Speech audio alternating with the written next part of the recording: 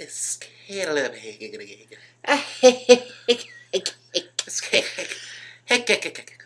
of the tomfoolery. Welcome, and hello. My name is Wilson. My name is Eric. And we are here today to talk about movies. Yes, we are. Cue the theme song.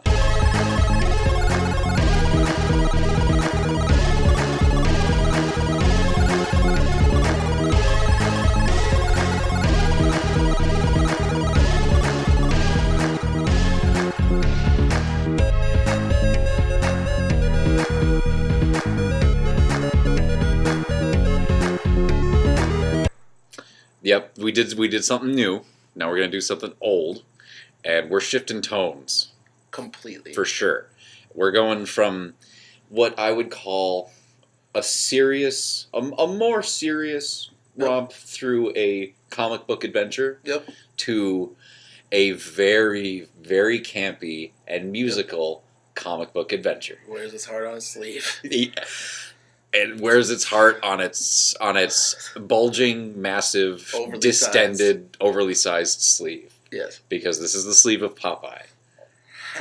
The version, a Disney film, actually. Yes, it is. Played by Robin Williams, the one and only. Popeye. Taken from us too soon. Rip, my boy. Robin. my boy. We miss you, buddy. And then we have Shelley Duvall, obviously, as... the role she was born to play. I'm serious. I don't... Okay, I'm going to look on my iPad right now, because I swear to God, in the iTunes description for this movie, it describes her as this being the role she was born to play. Because we were talking about this a little before, and I had made the comment, I was just like, there's really nobody else who could have played Olive Oil. Because she is olive oil. And then you busted that little fucking tidbit on me. Like, because it's okay, who do we need? We need a really skinny lady who can have a really annoying voice. I know. Shelley Duvall. Somebody saw The Shining. Somebody watched The Shining, yes. Well, I was wrong. It's not in the iTunes description, but I saw it on the back of the box. Like, I have seen that quote somewhere, for sure. And it's true. It's absolutely true. So there's a couple interesting things about this movie. Yep. First of all, it's a live-action Popeye. Yep. Who would ever think to do that? Well, Paramount would think to do that. Well, if we're looking at Disney now, it's like, yeah, Disney would think that. Well, but back then, no. Not at all. Oh, did I say that? No, this isn't actually Disney. Yeah, it is. I saw it on the thing. It's Paramount and Disney. Yeah, so co-released by Disney is the main thing. It's not solo Disney. No. And that's the interesting thing, is that they were... this was around the time that Annie, the musical, was about to be coming out. The really famous one that everybody's familiar with. And when this was coming out, they were having a discussion at Paramount of what other comic book characters, like comic strip characters, do we own that we could possibly make a musical out of? And somebody in the room said Popeye. Popeye, and that's where this whole thing began. It is. It's one of those things. It's like Popeye definitely had in the old like shorts and stuff, the animated shorts, definitely had a musical element. There was always music in the background because back in the day that was super important. Mm-hmm. And I mean it's still important, but it was like vital. And there's the theme song obviously, but like otherwise not really song and dance much in Popeye, was there? No. The only song it would be the song that was sung. It was like the when he eats the spinach, and you've got the choir singing the little ditty sometimes. It's a little orchestral overture. What he initially does is like and then fucking they start singing in the background. That's about it. Yeah, and sometimes the extended like fight scenes between him and Pluto. One of the greatest villains of all time. So recognizable. He's the human equivalent of Pete. Yeah, I was going to say Pete. Pluto and Pete.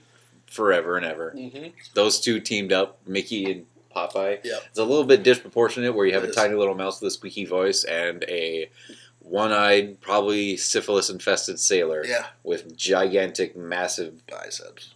Or forearms. Forearms that he's endowed with super strength. I don't know how that meshes. Like forearms, like generally when you want to be showing someone being really strong, you give them big old biceps. Yeah. 'Cause that's for a lot of,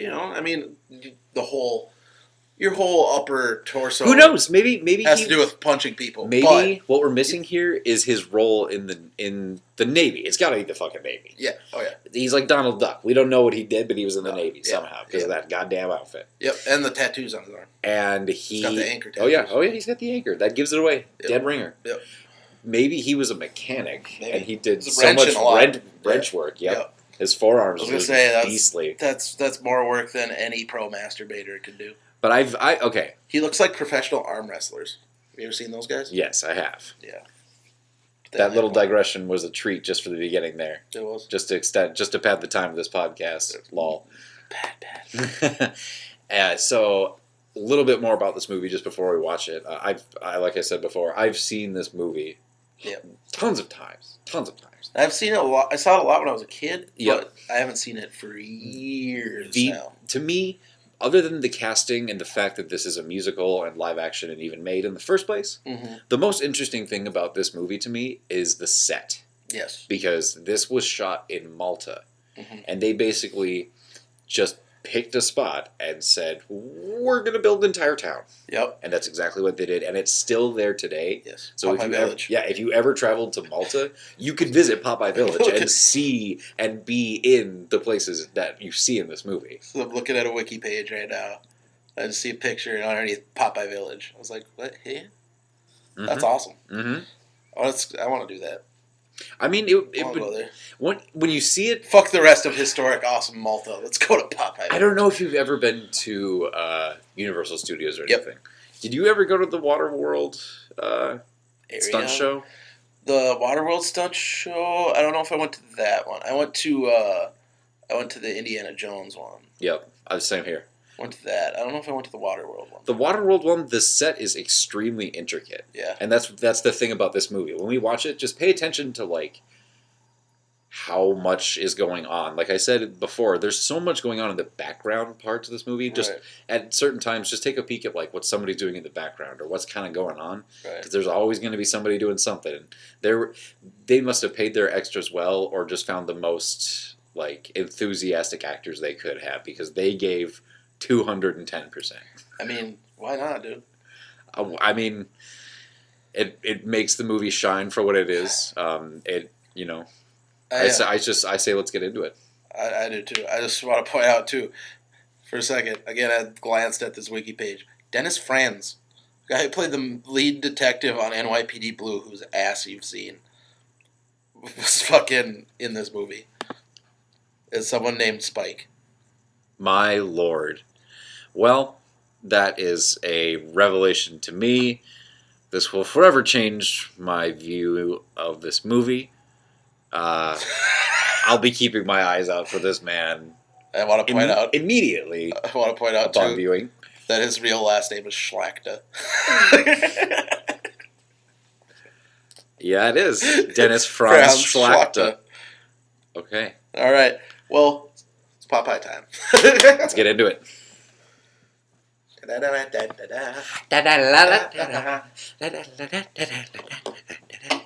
Hey. And now, our feature presentation.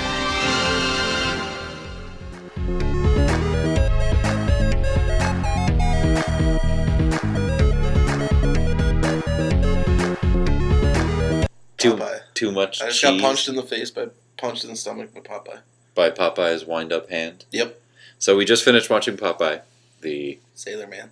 Yes, the Sailor Man. The Paramount Disney co-op movie here. Yep. What did you think as your kind of refresh after not seeing it for a while? The songs were all new to me because I completely forgot them. Because they're forgettable. But the rest was still what I remembered, I guess. I mean, but more detail now, because the last time I saw it, I was a kid and wasn't really paying attention. Yeah. I mean, like I said, I've seen this movie a ton of times, and seeing this movie again, it's been a while. It's been a few years probably, and seeing this again, I definitely can remember. Oh yeah, they do sing this song at this point. But before watching this, I probably couldn't have told you a majority of them. I probably would have picked out the first couple, Just been like, yeah, those are in there. But everything after that, up until the one that everybody knows at the very end, the Popeye theme song. And there were a lot of the things were so repetitive too. So yeah, you did note that, and it's very true. Everything is food, food, food. He's large, large, large. I'm mean, mean, mean. Sweet, sweet haven. Sweet, sweet haven. Lyrics in the first one. There's another one. I am what I am, what I am. I am what I am, what I am. Yep. It's not easy being me. It's not easy being me. Like, just like repeatedly in the song. And but yeah, the olive oil one. He needs me, or whatever. Stay. Mm-hmm. Or whatever. He needs me. He needs me. Shelley Duvall, as good as she might be in some things, and regardless of how she turned out now, she's got some of her merits, but let's just say that singing's not one of them. No, but I mean, it fits with the fact that Olive Oil's got always had the most annoying goddamn voice ever. Yeah, definitely. She's never really been. And boy, did she capture that in this movie. We were joking about it, but I seriously think that Robert Altman, the director of this movie, pulled her aside at some point and was just like, "All right, Shelley, just listen to me here. Just as a note. I want my adaptation of Olive Oil. Just never stop talking. Just never. Always have something to say. I don't care if it relates to what's going on or if you just need to make it up on the spot, but always have something to say. Shut up and never stop talking." God. But yeah, she is constantly, oh. Yeah, there's always just noise coming out of her. Always, consistently. And then, obviously, we have the great Robin Williams as the titular character Popeye. And he is just acting his ass off in this movie. For this being his first leading role in a film, yeah, I mean, he's really given it his all. He does 100%. He seems like he's the 300% game for Popeye. Yeah, he definitely seems like he's one of the people in this movie who is the most ready to be there at that point. Well, yeah, he is. Everybody else is there. He is there. And it's kind of funny that this is a musical because during everybody kind of has their own song, or certain people are featured in certain songs. Yeah. And Bluto had his song, and we noted that the singing voice that was in the song was not the voice of the actor who played Bluto very clearly. It was a soulful ass black man. Yes, it was. And it was very, very clear, and it was hilarious because it was just so abrupt and jarring almost. It's wait, what? Excuse me. A part of me. I didn't know that we were, as Old Man River was showing up. And the movie, too, does a lot of, I don't want to say logic jumps, but, story jumps, where it's just, Popeye and Olive Oil go from, Popeye is indifferent or likes her, but she goes from, hating him to loving him, that. And, the town goes from loving to hate. There's a lot of, just kind of jumps in things instead of, showing them happen. It's just all of a sudden they're here. Yeah, let's talk about this a little bit more on the technical side. Yeah. Just past the oddities and some of the performances. Mm-hmm. This movie is really weird story structure-wise because I think that when they came up with the idea for a Popeye movie, they looked to the comic strips and they said, okay, what are some big things? Like that, there's a scene in the movie that happens entirely based around this big boxing match that happens with one of the Oil family, and then Popeye jumps in the ring, and it's a whole thing. That might have happened in the comic strip. Yeah. There's, this movie, they probably just tried to jam in as much Popeye stuff as they could, but it kind of feels a little disjointed, where we're introduced to all the characters in the beginning, we spend a little bit of time with them just as we're introduced to them, and then all these side stories start happening until we get to the last bit of the story that actually picks up on what we started with in the beginning. Right. So all in all, the meat of the actual plot of this movie is 20 minutes, 25 out of the run of the entire movie. It's not much that they dedicate to him trying to find his father. Yeah. Because it's, you get introduced to everybody. There's the party where there's a reaction with Bluto and they find the baby. And then they start having all these side stories of fucking Wimpy and the baby going to the races. Racetrack, And what was another one?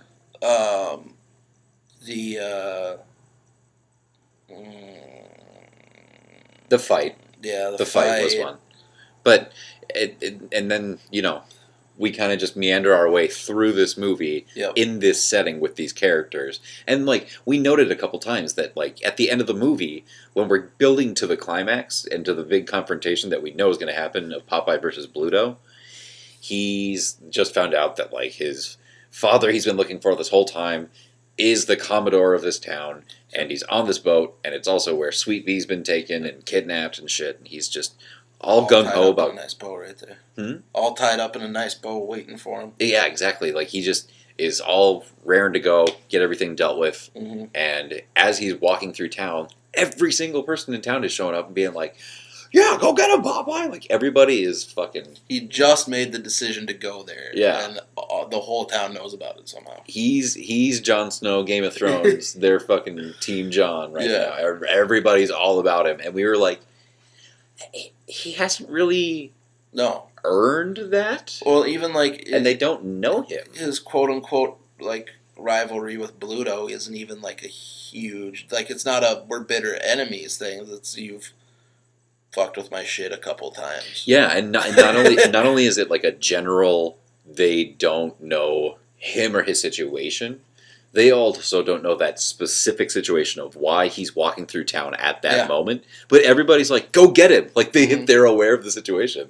Which, I mean, which is fine, because, like we said, it's a musical. And it's totally a cartoon thing to do, too. Yeah, absolutely. I was like, I'm going to go do this, and everyone's like, yeah, go get it. Well, because this is literally, like, you just took a cartoon and then just made it real people. Yeah, like, that's why there seems to be... like story jumps or kind of logic jumps in this where we go from there's a maybe 5-minute difference, let's say, between Olive Oil and Popeye being these characters at opposition to them being like side by side and kind of starting to work together and not be at each other anymore. They're together and then at the world kind of reacting as a pair rather than two people against each other. Right. And it's a matter of minutes that happens. Yeah. And it's just like, and then the stuff at the end where everybody knows what's happening, and it doesn't work against the movie, but it definitely is noticeable. Yeah.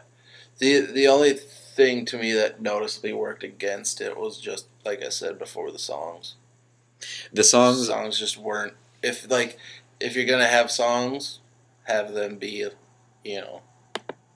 songs, like not... Because there were so many times, too, where we were just like, wait, is this the start of a song? Or is this not a start of a song? Like, they might be talking rhythmically, kind of, but there's no other kind of song structure going on. And then, like, or other times where all of a sudden a song just starts out of nowhere, and you're just like, wait, what? This is a song now? It's just really weird. So, the soundtrack was composed by Harry Nilsson. Oh. Which... Weird. Yeah. Everybody's talking at me. And... I don't hear no words they saying. He wrote all of the original songs, plus he helped write the actual score. And... the score wasn't bad. Score wasn't bad. The original songs, there were maybe... Kept in that same vein. That were just, like, actually kind of catchy. But it says it here that for the soundtrack of the film, the actors sing some of the songs live, like when they were actually recording. Oh, okay. So that's why watching it and then listening to the soundtrack that they released sounds completely different. That makes sense. Because it's actual, that's performed on weird. the night. Interesting. But, like I noted, too, was it sound like which is weird to me because like I said earlier, it sounded like so much of the movie was ADR. Like a lot of their lines were recorded after the movie. Yeah, there's a lot of ADR. But that kind of comes... But it makes, like you were pointing out with Popeye, it makes sense because he's got a lot of grumbliness and stuff. That's not all that he does. Yeah. He's like Pee Wee Herman, where Pee Wee Herman has two voices or two like modes of speech. Yeah. He's got the like, and Popeye kind of has the similar thing where he's got the like, so like, both of those are, and you can hear it in Robin Williams' voice when he's doing his performance. Both of those are kind of like not very loud to begin with. So it's hard to, and then like the setting of the movie, it's on a cliffside in Malta against the sea. So yeah, and it's hard to just get like a boom in there and really get that sound captured well. So it would kind of make sense at least for him. Yeah, and he's got a pipe in his mouth the whole time too. Oh, so he's only got so much of his fucking mouth that he can actually use while holding the pipe. That sucked. But almost everybody in this movie at most times sounds like they're ADR'd. Oh yeah, that's what I was talking about. Where there's like just shit going on all over the place. It's like going to a live musical sort of, where it's just anywhere you look on the stage, something is happening. Yep. All the crowd sound isn't just like live crowd sound. It's all like people recorded because you'll hear like random little lines in the back. Like, yeah, you can pick out certain words. They're not just saying like just stuff that they took and then just merged and turned some stuff on. Yeah. What did you think of the like the setting, the visual sort of? Did you see what I meant? Where it was very, very like clustered. It's almost like an I Spy sort of page out of a book, where there's just always something to find and something to look at. Little signs. There's about 8 buildings real close to each other, and stuff happening. Little scenes here and there, little stories of their own happening in the back the whole time. Crazy. Cause like I don't know how you could, like, what was the budget on this movie? Oh geez, let's see if we can even scroll up quick. It's in the little side box. Budget $20 million. $20 million. So, and it made $60 million. So they, because that blows my mind that they dedicated. Presumably, it'd have to be a decent chunk of money to build an entire town like that. There's that, and then there's also working on the water, which is going to increase your costs somewhat. Plus, I mean, like, none of the actors were super duper well known. No, and there was not really a ton of special effects. The biggest special effect in the movie was the fake octopus at the end. That's true. Yeah. You know, there's everything was the practical. Things he'd do with like his twisting his hand up and stuff. And I mean, there was a couple of times like where he did the sort of like Popeye roll, and then when he was being corkscrewed through the dock, and those were all like mannequins. Yeah. So, but that costs. Only so much. So they don't need a lot of detail on it. But then, you have to... This could also be taking into account the marketing and some of those costs as well. So $20 million at that time for a movie like this, with a big production that they're trying to make it, makes sense. Yeah. So... It's true. It's just... Yeah, it just seemed like... Just like, man, for as the size of budget that it would be, you wouldn't think they'd be able to make something as like realistic and lived in looking as that place was too. It's that there's a dichotomy in this movie where it's realistic, it's lived in. Yeah. You feel like this is a real place. Yeah. But then it plays out like you're getting a week by week comic strip fed to you. Yeah. Where the first time you're like, oh, okay. Animated short. Hi. Oh, so this is Popeye? Okay, let's look at this comic strip, see who these characters are. And then the next week, you get another story, and then another story. And then maybe there's one more that is actually serialized that's like, continuing the story from number 1. Right. Bringing stuff back. It does. And it is 100% like comic strip cartoony. Mm-hmm. Like where it shouldn't seem real. I mean, there's so much like slapstick, and like physical humor, like the classic cartoon thing with the kind of swaying back and forth ladder.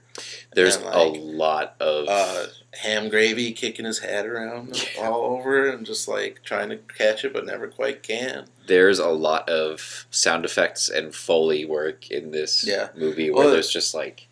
There's one point where a chair falls over, and I think that they use a old bandsaw and shake it to get that kind of like wobbling sound. Yeah. And if you're not looking for it, it's not super noticeable. Yeah. But once you start noticing it, it's like, man, this is kind of noisy. And with everybody talking and these like things going on in the background, it kind of assaults you a little bit. There's a lot of audio assault going on. And then there's all that layered on top of Robin Williams mumbling. But he's not mumbling.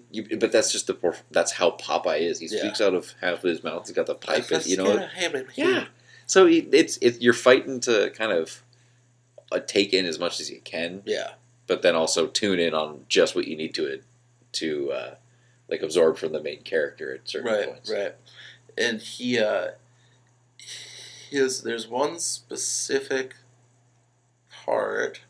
Oh, it was at the boxing match when he was punching Oxblood, whatever his name was. You could just hear like the little subtle like squishes and stuff too from his big body. Mm-hmm. You just like little touches like that. Mm-hmm. They're just like, oh, it was nice. It was nice. What do you think they could have done to make it more, aside from like the obvious music thing, to make it better? I mean, it came out in 1978, so that's not really a time where... No, 1980. It was listed as 78 on there. Oh. 1980. That's kind of past Popeye's prime, I would say. By about 40, 30 years, 40, 50 years. Yeah. 40, and so it's just kind of odd that somebody chose to make it at this time. Right. But his shorts were replaying rather regularly. They definitely were. And like I said before, there was the motivation behind making this film that, they were trying to capitalize on the same kind of success that Annie was getting, because that had just released. But I think that the only things that could maybe improve this movie or improve any Popeye movie is to... One thing that they definitely did really well is they took as many characters as they could and they put them in there. I'm no diehard Popeye fan, but there's characters in there that I've, after seeing this movie so many times, just seen that, yes, they are in the comic strip. Mm-hmm. So it's just crazy how many people they actually included. Yeah. And then... Yeah, easy off the top of the head. Obviously, Popeye, Olive Oil, Sweet Pea, Bluto, Wimpy... But then they went for the deep cuts, dude. Yeah, they went for the deep cuts. There were people named in the credits that were just like, established characters. Right. Would never know that they were named. They're just extras in the background. A solid through line of what's happening, who it's happening to, and not just being thrown around to watch, a scene happen here. There's just so many times where there'll be in a particular place in the town, things will be happening, and there's dialogue happening between main characters, and they'll just cut to a random extra giving this reaction shot. Like, there's many times where you and I looked at each other and just burst out laughing because of people's faces and what they're doing. Like, a sustained shot of this guy with like a grimace on his face, just like sneering almost for a good solid 4 or 5 seconds straight. Yep. Middle of the screen. Yep. And the Hat Man. The Hat Man in the boxing match. Was he a blind guy? Yeah, I don't think he was blind. I think he was just wore sunglasses all the time? Sunglasses, yeah. But he had this little bowler hat on. Yep. And he was a kind of a Charlie Chaplin-looking fellow almost. Yep. Sans mustache. And he would, at the boxing match, when Popeye was beating up the big mean man, this guy in the crowd was just taking the bowler hat with 2 hands on each, like one hand on each side, and just raising it up and down as loudly, as fast as he could. It was just face. Getting so jacked. It was nuts, and they kept going back to it. Yeah. So it was like... I really think that somebody was very hands-on with the directing in this movie to give people very specific instructions of, like, do this and only this. Right. Very big, very much, like, a lot of it. Yeah. To be cartoony, to give that feeling of, like, over the top and larger than life, and it's live action, but it's still zany. Right. What I liked a lot in it was fucking the guy who played Wimpy. Yeah. What's his name again? Dooley. He's been Paul in other Dooley. stuff. He's in a lot of stuff. He's one of those dudes that's like, he's one of those like, oh, I know him, but I don't know his name, and I don't know why I know him because he's in so much random shit. There's a great like character actor like that. And what was weird was like, there's a bounce, but so much bounce back between Wimpy being like a good guy and then a bad guy and then a good guy and then a bad guy. But I mean, that's kind of Wimpy's thing, is he's just kind of, you know, not even a bad guy. He just always seems like too looking out for himself. Well, he's just too like kind of like wishy-washy. Yeah.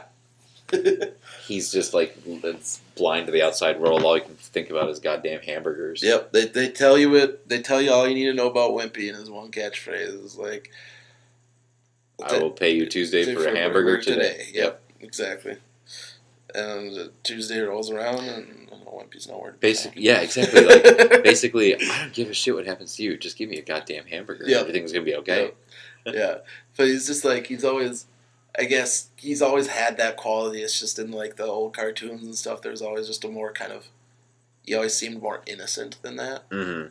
And in this, he kind of seems a little devious, like stealing Sweet Pea to go. That probably also has to do with the fact of the design matter, because the drawn Wimpy looks very sympathetic with the like no eyes, the kind of squiggly mustache, the round face, and just. Very like demure at times. Yeah. And this is a real person that we're looking at with like emotions we can read on a face and not just some little cartoon man. And it interested me too. It was just a weird little like aesthetic thing with like Popeye actually having like hair.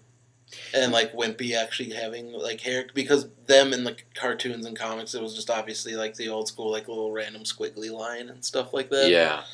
Well, it was kind of... We were talking about the... but they made it blonde, so it kind of gives that effect still. Yeah. We were talking about the Jendy Tartakovsky Popeye movie that was being worked on for a little bit. And in that proof of concept, he does have those like just 3 lines sort of coming out of the top of his head where it meets his hat. Mm-hmm. And yeah, the blonde kind of helps to depict that a little bit. He always had a little poof of hair sticking out. But since it was close enough to his skin color, it didn't, didn't stick out too much. Yeah. And so it could still give that effect, kind of. Yeah, Wimpy just with the red mustache is really all that matters. Yep. Yeah, because in the books he just has, I think, like a little squiggle line around the base of his skull and is bald on top with a couple squiggy lines. Mm-hmm. If I remember correctly. Well, all in all, I don't think that this movie would really anger any diehard Popeye fans if there are any out there. Anger them. It might anger like a musical fan, where it's just like this is it. But that's about it. Yes, but if you don't know how to have fun, how much exactly? Like how much? If you're that much of a musical fan, how much are you expecting going into a Popeye musical? Right. And for real though, didn't expect the quote unquote twist of fucking Poop Dick Pappy, his dad, being the Commodore. Yeah. Like, cause like the whole time I'm thinking like, are we ever gonna see the Commodore? Mm-hmm. And the whole Popeye's dad thing's in the back of my head because we've pretty much finished that first part or that like part of that story initially right away. Yep. It's like I need to find my dad, need to find my dad, need to find my dad, and then stuff starts happening. And then you don't come back to it until he has to go find Sweet Pea. And then you're like, oh, there's Dad. There he is. Played by another dude that's somebody you totally know. Yeah. From a billion things, but you have no idea where and who he is. He, I want to say, played the Irish grandfather in Luck of the Irish. No, maybe not that, but he was an Irish grandfather in something. Like I remember that pretty clearly. He's been in so much stuff. So coming up with the Broad Show facts, everybody. Yep. Broad Show coming up with the Broad Show. Research. Addams Family Reunion. Yep. It's 2 episodes. Star Trek Voyager. I mean, like again, it's just a random bunch of random shit. He was, yeah. The Stand. Mice Men, Next Generation.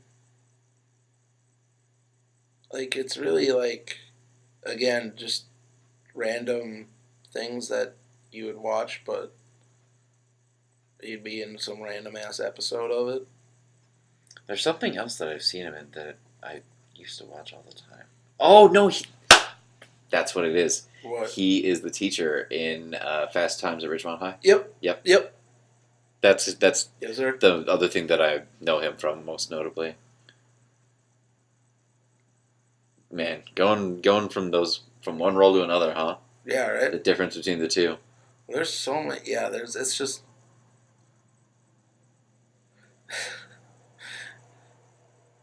Oh yeah, that's crazy. He did like a string of kind of genre movies. Mm-hmm. Buck Rogers in the 25th Century, and then did Popeye, and then Galaxy of Terror, whatever the hell that is. Sounds like a space adventure. It does. Well, I think that's about all we can say for Popeye. Popeye. That was Popeye. I mean, yeah, it's like, do you like watching Popeye cartoons? Or reading a Popeye comic strip? If you do, watch it. Yeah. The songs might not be your cup of tea, but, like, the rest of it's straight up Popeye. It's a fun time. It's definitely very kid appropriate. It's got some there jokes in there. There are a couple swears. There are, but it's mild, and there are some stuff in there for adults, and overall, just something you not have to put a lot of thought into and have fun watching a movie. Yeah. That's true. Sorry. What? Are you looking at touched by me? So I was, for my research, I was looking at the IMDb page, and I was looking up other roles that the guy who played Poop Deck Pappy was in, and one of them was Touched by an Angel, and the picture is just the complete first season DVD, and it's got a little old woman holding the shoulders of a younger woman looking down, and the younger woman, and the older woman smiling, and the younger woman is holding a dove in her hand and looking at it slightly bewildered with a little smirk on her face. The old lady looking on, like, it's just weird. It's so old lady standing, and then in front of her, younger woman. The younger woman is holding a dove, and the older woman is looking over the shoulder of the younger woman. They're both kind of looking in the direction of the dove, so it looks like they're both looking at this fucking dove, just like, what is this? If you send me that, I'll put it in the. I will. Put it in the edit. It's basically in the way they're like structured. It looks like a reverse of like your signal bars on your phone. Yeah, like it's some weird interpretation of Father, Son, and Holy Ghost. You'll see it. Since the Holy Ghost is a bird. Delarice and Roma Downey. Rip Delarice. Delarice just died. Okay. R.I.P. Fair enough. Yep. Up there with Robin. Up there with Robin. And probably all the other dudes who played Popeye. I said Poppy. That's what we were saying for the foreign country. Puppy? You have a puppy? Puppy the Settlement? People, puppy settlement. Toot toot. Toot toot. But yeah. Well, yeah. Right. I think that's what we'll just finish saying. Right there. Next week, who knows? Who knows? We might go to a different genre. We might kind of stick in the slightly silly, slightly campy, childish kind of a thing. Who knows? I mean, it was to hang on to your pants, hang on to your butts. You don't know where we're going to go. That was not a hint that it'll be Jurassic Park. No, but it could be someday. I'm not saying it won't be Jurassic Park, but I'm not saying it will be Jurassic Park. Yeah. And I'm not saying that we're not saying that it's not that either. But this is Wilson signing off. And Eric. Toot toot.